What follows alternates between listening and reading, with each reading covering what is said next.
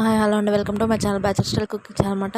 Video ఏంటంటే మామిడికాయ పెసరపప్పు అనమాట. చాలా అంటే చాలా బాగుంటుంది టేస్ట్. ఒక్కసారి ట్రై చేయండి, చాలా ఈజీ ప్రాసెస్. 2 minutesలో పప్పు అయిపోతుంది అనమాట. పెసరపప్పు తొందరగా ఉడుకుతుంది. ఒకసారి ఇక్కడ చూడండి, నేను 1 glass పెసరపప్పు తీసుకున్నాను. ఇక్కడ చూస్తున్నారా, 1 glass పెసరపప్పు తీసుకొని దాంట్లో వేసేసుకొని బాగా కడిగేసుకోవాలన్నమాట. హెల్త్ బెనిఫిట్స్ కూడా చాలా ఉంటాయి. నేను మామిడికాయలు ఇప్పుడు ఎక్కడివి అని అనుకోవచ్చు. నేను మామిడికాయలు ఉంటాయి కదా, ముందే నేను అన్నీ ఏమంటారు కట్ చేసి ఎండబెట్టేసుకొని స్టోర్ చేసుకుంటాను అనమాట. ఇక్కడ చూడండి, మామిడికాయలు మొత్తం పప్పు మొత్తం కడిగేసుకొని దాంట్లోకి పచ్చిమిర్చి ఉల్లిగడ్డ వేసేసుకొని చూడండి, మామిడికాయలు ఎండబెట్టేసుకున్న మామిడికాయలు అనమాట. మామిడికాయలు కొన్ని వేసుకుంటే చాలా అంటే చాలా పుల్లగా ఉంటుంది. కొన్ని వేసేసుకున్నాక దాంట్లో వెల్లుల్లి పేస్ట్, అల్లం వెల్లుల్లి పేస్ట్, పసుపు, ఉప్పు. మనం కారం పచ్చిమిర్చి వేసుకుంటున్నాం కాబట్టి పెసరపప్పులోకి పచ్చికాయలు అయితేనే బాగుంటాయి. ఎండు కారం అస్సలు వేసుకోకండి. వేసేసుకొని ఉప్పు వేసేసుకొని వాటర్ పోసుకోండి.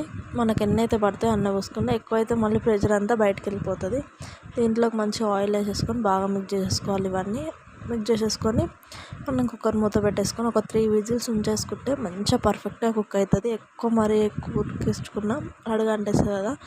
3 విజిల్స్ అయితే కంపల్సరీ పెట్టుకోవాలి. చాలా మంచిగా విజిల్స్ వస్తుంది.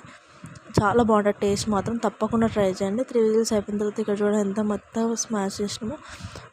దీన్ని ఒక పప్పు రుబ్బుతోని ఒకసారి రుబ్బేస్తే అయిపోతుంది. మనం ఇక్కడ ప్యాన్లోకి 2 tablespoon ఆయిల్ వేసేసుకొని జీలకర్ర ఒక 1 tablespoon జీలకర్ర వేసుకోవాలి. ఒక 3 వెల్లుల్లి ఉంటాయి కదా, అవి కచ్చపచ్చ దంచేసుకొని కరివేపాకు వెల్లుల్లి 2 దంచేసుకొని ఇంగువ అయితే కంపల్సరీ వేసుకోండి. చాలా అంటే చాలా బాగుంటుంది. పప్పు ఫ్లేవర్ అంతా ఇంగువతోనే ఉంటుంది అనమాట. ఇంగువ వేసేసుకొని మంచిగా మిక్స్ చేసేసుకొని పోపు రెడీ అయిపోయింది కదా. మీ దగ్గర 2 మిరపకాయలు ఉంటే వేసుకొని ఇంకా బాగుంటుంది పప్పులోకి. నా దగ్గర లేవు కాబట్టి నేను వేసుకోవట్లేదు. ఇప్పుడు ఈ పోపు రెడీ మంచిగా మాడుతుంది అనుకుంటారు కానీ మాడినదే పోపు చాలా అంటే చాలా బాగుంటుంది.